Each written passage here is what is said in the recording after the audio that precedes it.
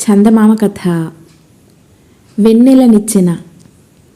శ్రీకృష్ణదేవరాయలు విజయనగర సామ్రాజ్యాన్ని పరిపాలించే కాలంలో విజయనగరంలోని ఒక గజ దొంగ బయలుదేరి ఒకరోజు ఒక ఇంట్లో దొంగతనం చేయసాగాడు.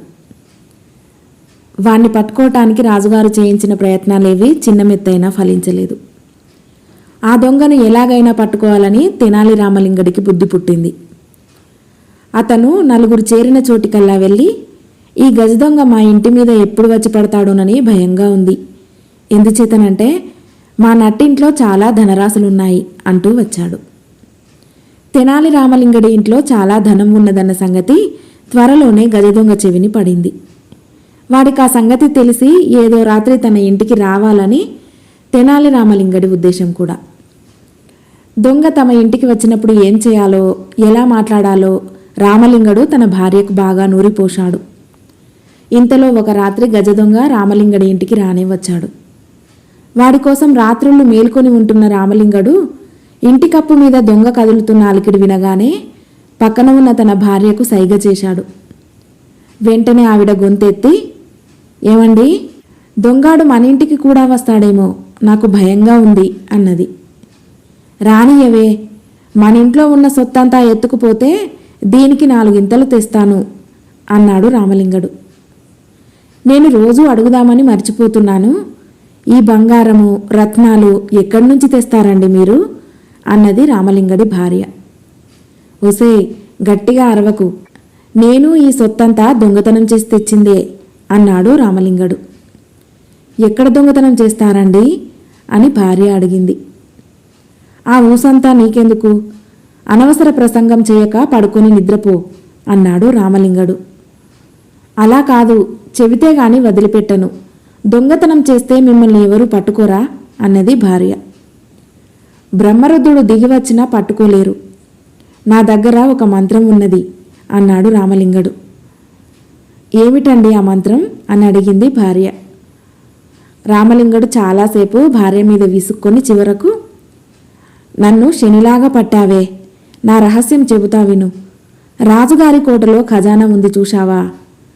అది 5 నిలువుల ఎత్తుంటుంది. దాని కప్పుకు కొంచెం దిగువన గోడలో మనిషి పట్టేటంత గవాక్షం ఒకటున్నది. నేనేం చేస్తానో తెలుసా?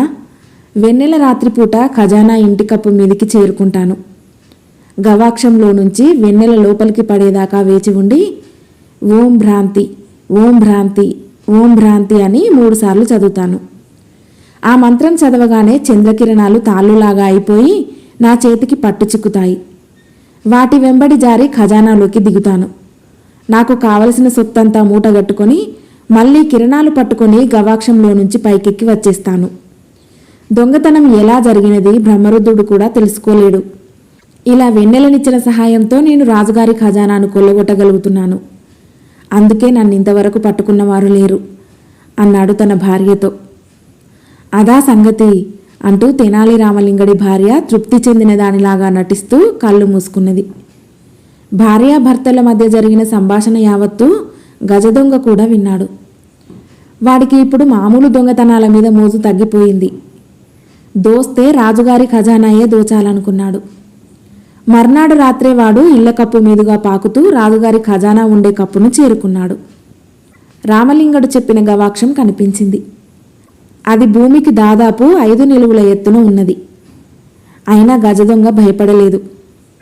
ఆ గవాక్షంలో నుంచి చంద్రకిరణాలు ఖజానాలోకి పడేదాకా వేచి ఉండి వాడు 3 సార్లు ఓం భ్రాంతి, ఓం భ్రాంతి, ఓం భ్రాంతి అని చదివి గవాక్షం మీద అడుగుపెట్టి చేతితో కిరణాలను పట్టుకున్నట్టు నటిస్తూ లోపలికి దూకాడు. వాడి చేతికి గాలి తప్ప ఏమీ చిక్కలేదు.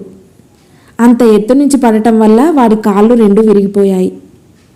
మర్నాడు రాజభటులు ఖజానా తెరిచినప్పుడు గజదొంగ కదలలేని స్థితిలో ఉండటం వల్ల వాళ్లకు సులువుగా దొరికిపోయాడు. దొంగతో పాటు వాడు దోచుకున్న సొత్తంతా దొరికింది. తర్వాత తెనాలి రామలింగడు రాయలవారి సభలో తాను దొంగను పట్టుకోవటానికి పన్నిన యుక్తిని గురించి చెప్పాడు. సభికులందరూ విరగబడి నవ్వారు. గజదొంగను పట్టించినందుకు రాయలవారు రామలింగడికి మంచి బహుమానం కూడా ఇచ్చారు. కథ సమాప్తం.